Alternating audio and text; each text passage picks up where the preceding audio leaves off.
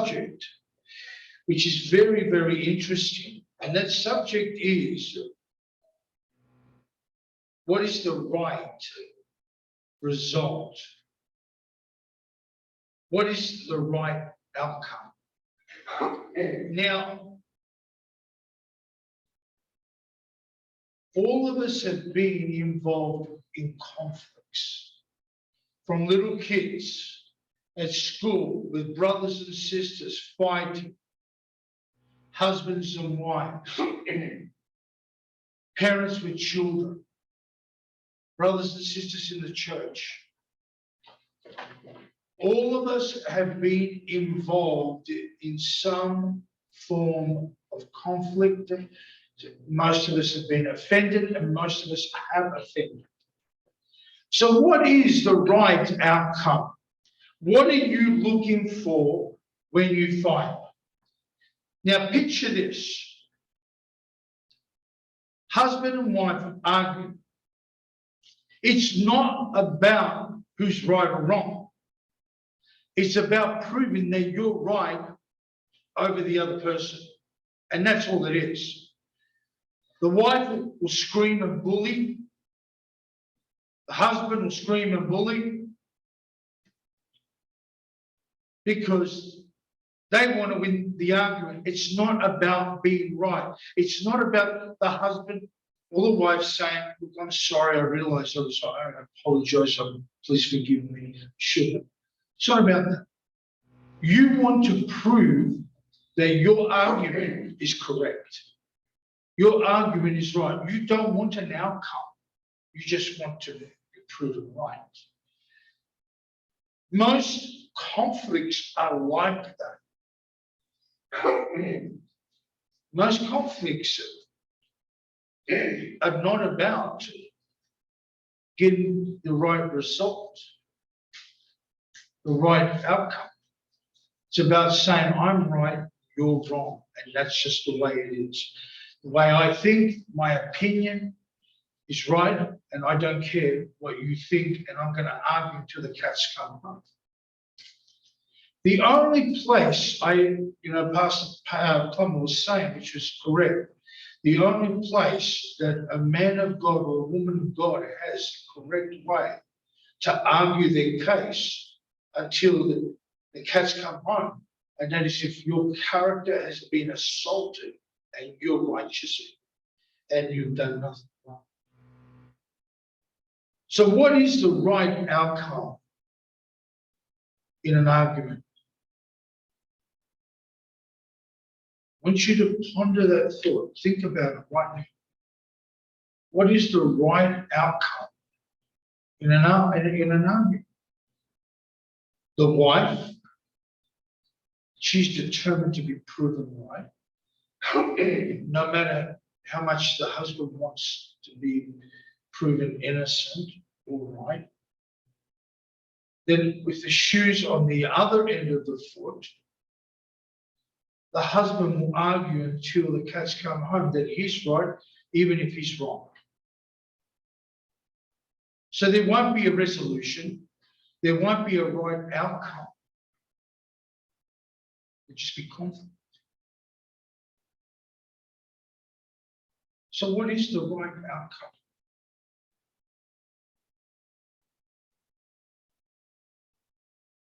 How many of you here have had the right outcome? Or you've bullied the other person into arguing, into bullying submission?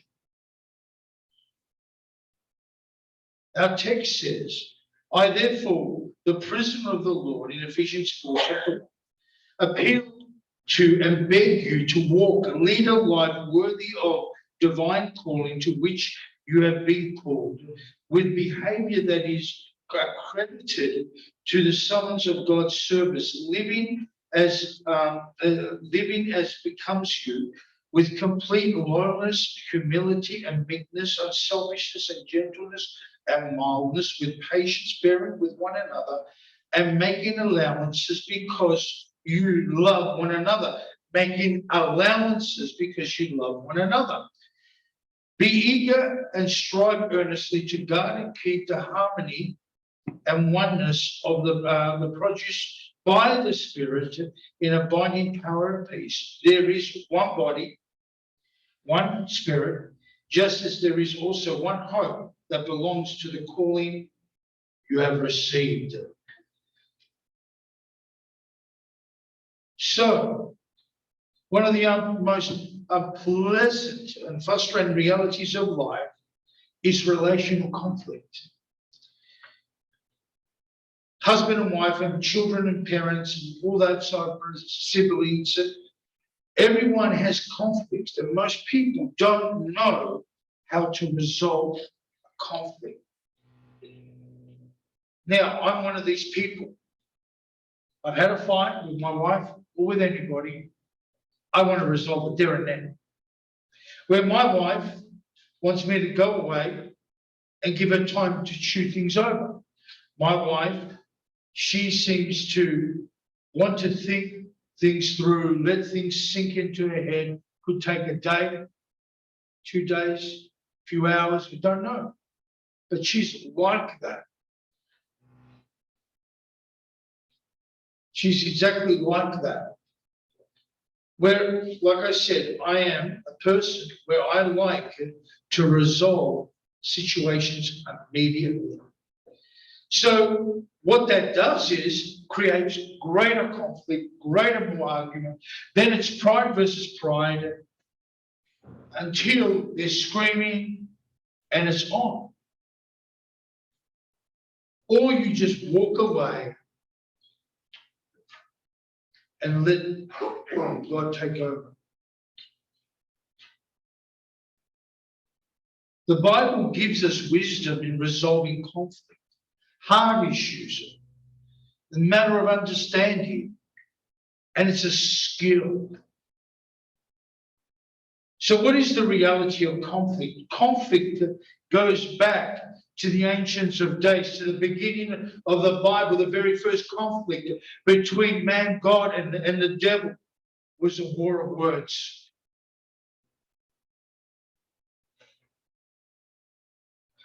Where the devil deceived Adam and Eve. Conflict is a place, or defines as a disagreement or an argument, a discord, a fight or a battle or a struggle. The difference in opinion or the purpose that frustrates someone's goals or desires. That's what conflict is. You trying to put your opinion, your thoughts, your assumptions over someone else's. That's conflict. You believe that this flyer should be yellow and not black, where I think black is good. And you're willing to debate and get into an argument over some stupid flyer because your opinion is right. Your opinion on how the kids should be raised,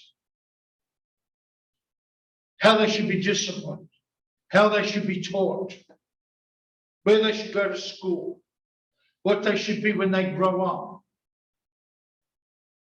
Area of conflict between husbands and wife. Then there's the area of jealousy and envy, sarcasm. I watched a man and a woman, we used to call him Compadre Giovanni. His wife was the most jealous woman that you could ever meet. I'm talking about, he couldn't even walk out the front door. And yet, for years and years and years, this man was a clean, righteous man. And I say righteous, I don't really know. But from what my dad would tell me, and yet his wife was the one that was having the affair. Figure that out. James 4:1 reads, do you not know where your fights and your arguments come from? They come from the selfish desires that war within you. The selfish desires that war within you. Your opinion, your thoughts, your thought life. How that people should behave, how people should act, how people should talk. That's what conflict is.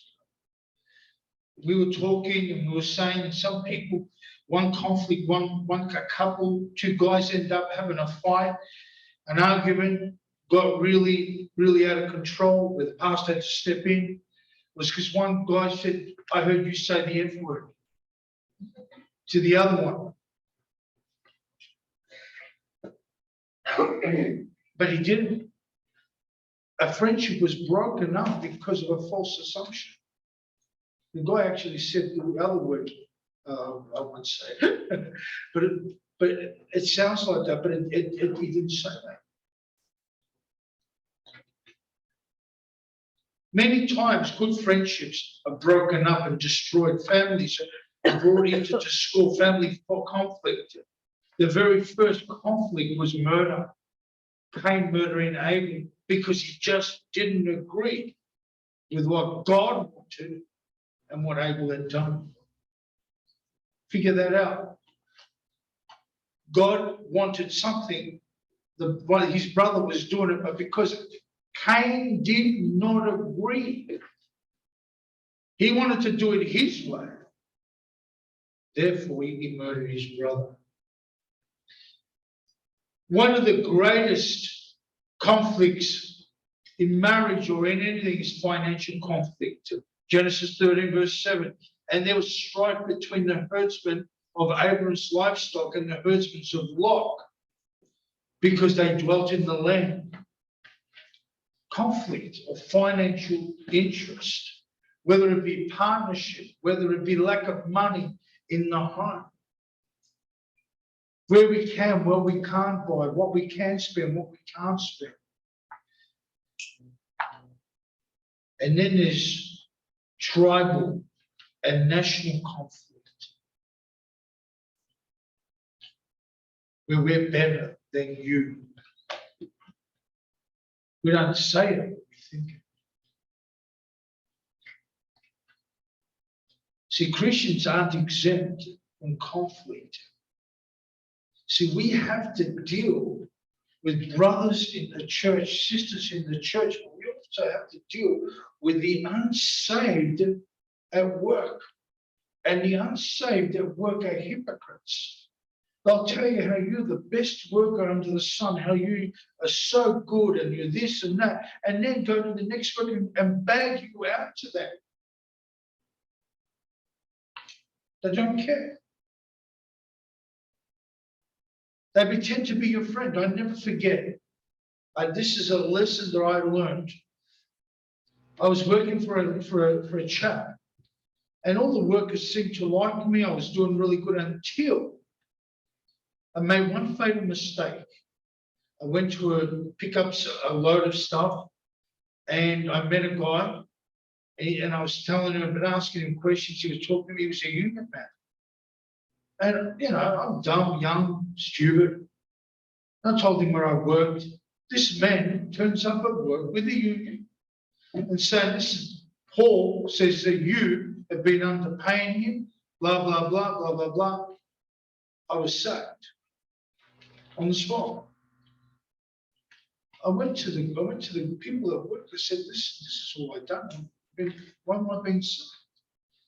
Oh, everyone putting their head down, pretending to work. No one wanted to know. No one wanted to know. Everyone was, my father went down there and they said that your son has been speaking evil of you. My dad came home broken, which was untrue. It got resolved.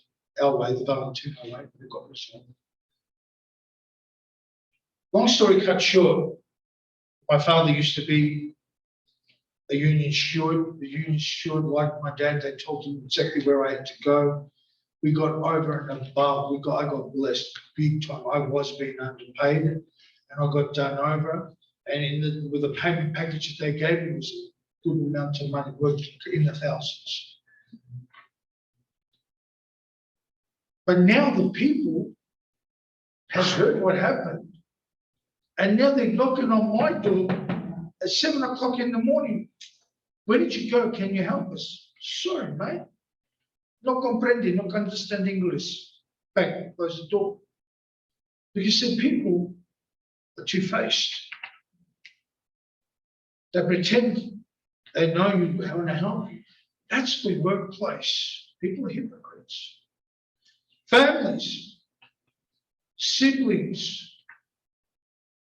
I had an auntie that always did not like me.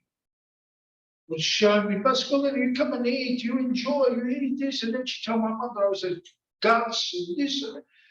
I mean, you put food in front of me. Eat, eat, eat. So I'm a kid. I'll eat. And then you go and bag me up to my mum and dad. Two-faced. That's the reality of life. And the reality of the church is no different. Brian Summons, he said a beauty. He goes, but you know, if you go and tell a brother, you expect him to keep it a secret. And the response was instantaneous, unanimous. You're joking, aren't you? Christians talk. In other words, nothing's kept in secret. So we're forced to think that things don't happen in the Christian church. Oh, but you're a Christian, but you're a Christian. Christians get saved, but their mind and their heart needs to get saved also.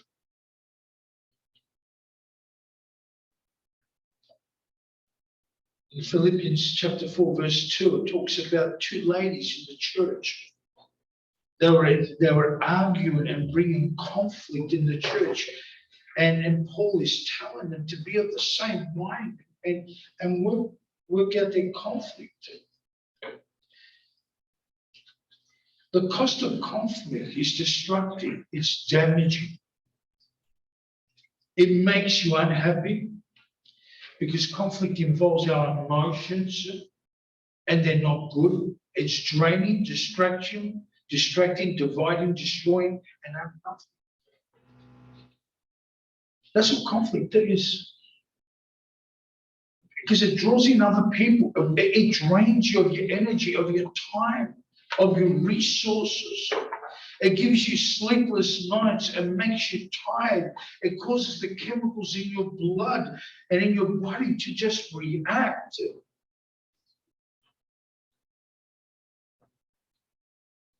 I can't prove this because this was done in a sermon about 20 years back.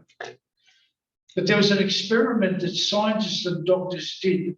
They took the blood of an enraged man and then injected that into an adult dog.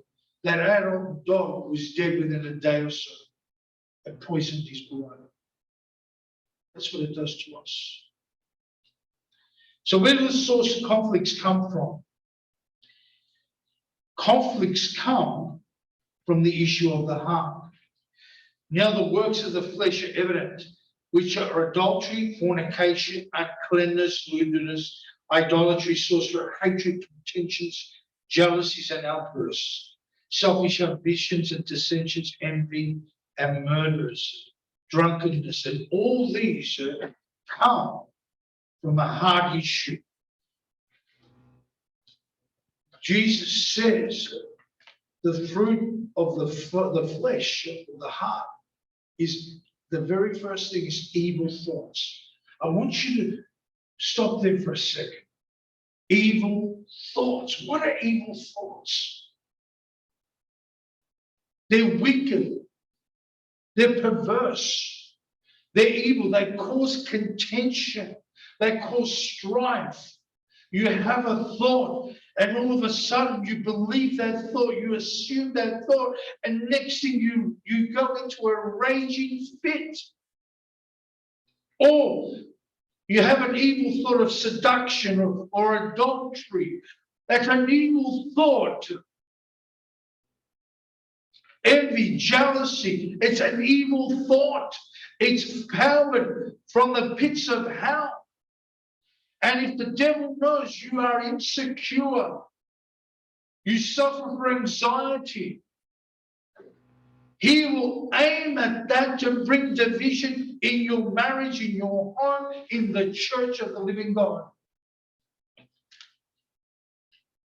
If you cannot understand that, he will destroy you and destroy everything around you. The fallen nature is at work in our lives. James 4:1-2. Do you not know where your fights or your arguments come from? They come from the selfish desires that war within you. Your desires, your lusts, your evil thoughts that you cannot contain within your mind. You give them life continually.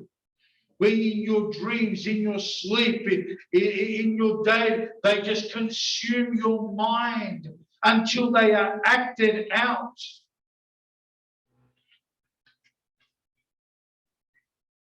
Selfish desire, I deserve it. I'm in the right.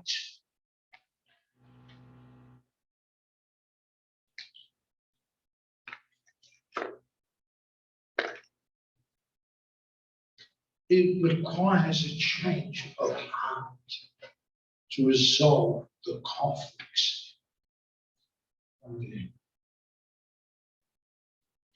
I gave a testimony yesterday. Something happened in 2006, actually 2007. Actually, it started in 2005. I was accused of something that I had not done. I had the whole church against me, against my wife, my children. Yeah.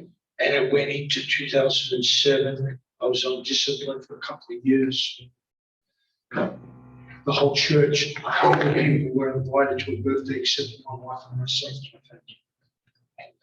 Because people talk, and then they talk and invent things in their mind. You know, they're Chinese whispers, it starts off like this and ends up like this. And so what happened was my new pastor had just taken over the church, said to me, Paul, I don't want you to talk, I don't want you to argue, I don't want you to fight. I just want you to trust God. Pray that God will vindicate, God will bring out right from wrong. And I was saying that, and then I said, 2 years after the fact, I had two brothers that came to me.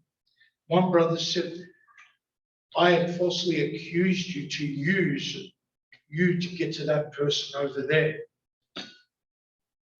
So in other words, he destroyed me to pay back someone else. Another brother turned around and said, we've seen what God has done in everybody else and what God has done in you. God has vindicated you. God had vindicated me. So what is the right result? And what is the right outcome? In many cases, some arguments cannot be won. Some arguments cannot be proven.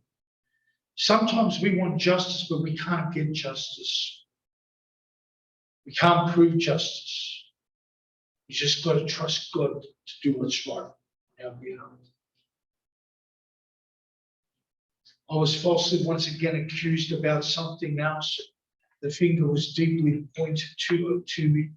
For about a year, people were, you know, because who I am is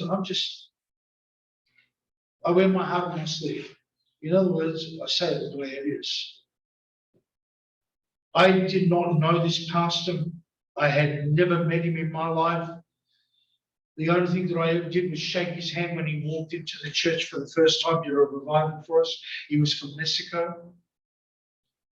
He called me in, you know how they call out people at the end, they give them words of God from God.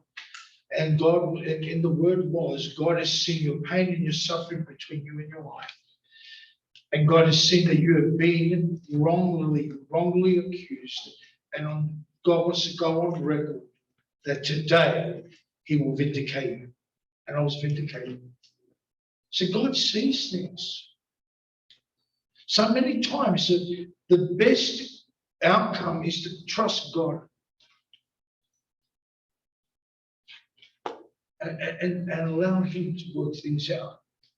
As a husband and wife, I have learned and still learning. I'm not completely healed of this. Is just to listen and walk away. Even though I know Angela could be 100% wrong. And I don't say that because I'm trying to say that I'm right. I'm saying that because maybe she's wrong. And I know she's wrong. And I could just turn around and argue, and it doesn't achieve nothing. That's what I used to do. I just walk away and I just say, God, it's up to you. I can't change what's inside here. Many people have fears inside them that cause them to mishear or react unhealthy. Fear is a demon and causes people to see, to hear, and to react differently and disappropriate way. Bring division. Why does the devil bring division? Because he knows that if he can bring division, he hinders the house of God. And he hinders the house of a Christian, the marriage, the family.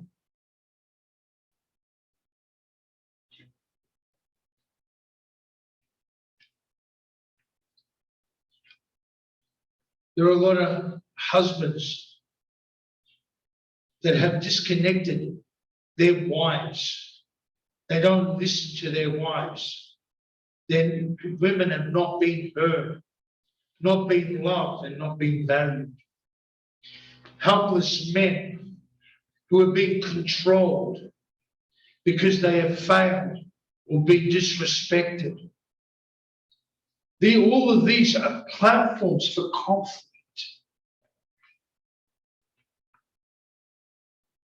People fear being used and taken advantage of and looking foolish. So as I close with this final thought, there are some benefits to conflict. Because most people don't enjoy conflict, they assume that conflict is all bad, but it's not. In conflict, you can learn things about who you are. Many times I have learned who the real Paul is on the inside through the conflict of error. My selfishness, my wrong assumptions. I have dived into situations where I wrongfully assumed something that wasn't true. I learned that I'm more argumentative and wanting to win an argument rather than see the right outcome come out of that argument. In other words, conflict many times are there to reveal what's inside you.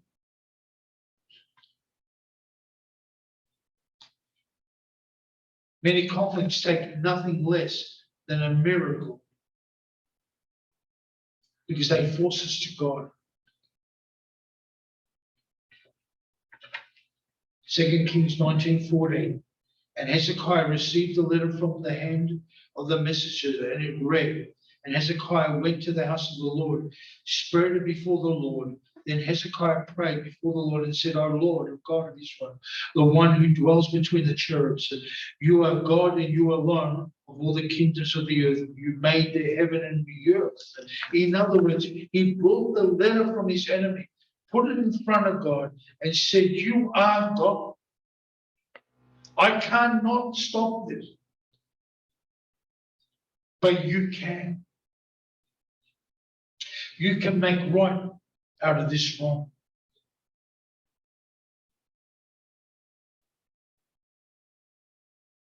We're given a path to change. It is up to us to see that who we are. Are we argumentative? I want you to think, and this is not to throw it in the women's faces, but this thought just came into mind. Solomon writes it's better to live in the rooftop than with a contentious woman. A contentious woman is like a dripping tap.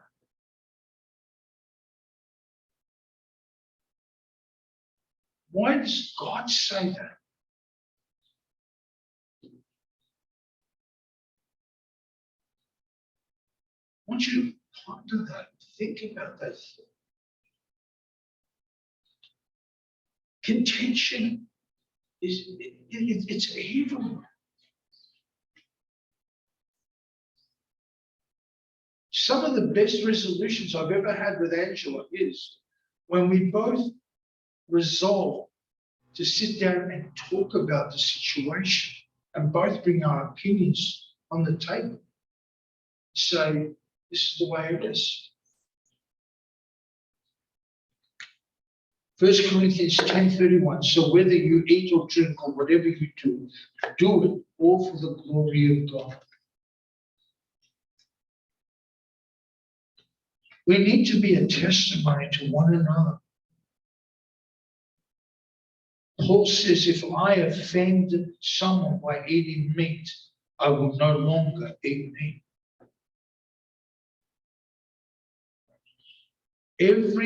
Before you open your mouth, before you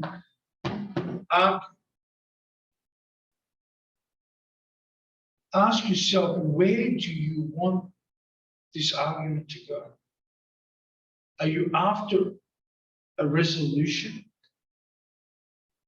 a result, the correct way? Or are you out to prove that you're right and they're wrong? It's just a wrong outcome. Think about it. Now, people have said to me, you're going to bless you, got the kind of blessing. Hard head, temper, which, I probably have, I don't know. Maybe I've got what's called sin. And Angela and I both stubborn. But I think the best result as Christians would be to we sit down and resolve. Matthew 18. If your enemy has caused you, go leave your gift at the altar, go and resolve it, then come back. In other words, get it right. Maybe they have got a case. Maybe they don't. Maybe you'll never be able to prove it right. The right outcome is to bring God the glory as Christians. If there is forgiveness, unforgiveness and resentment there, don't let it fester away. It'll only hurt you. If there's fear, don't give it life. And I'm telling you, if you do this with the strength of God, you'll overcome. The word of God is there for us. I've every head bowed, every eye closed, no one looking around. I know we're all saved here tonight, so I won't go into the altar call. But what is the right outcome? What is a glorious outcome?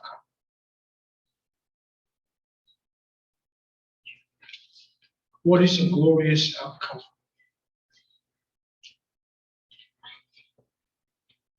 Because that's what you need. We're coming into a revival.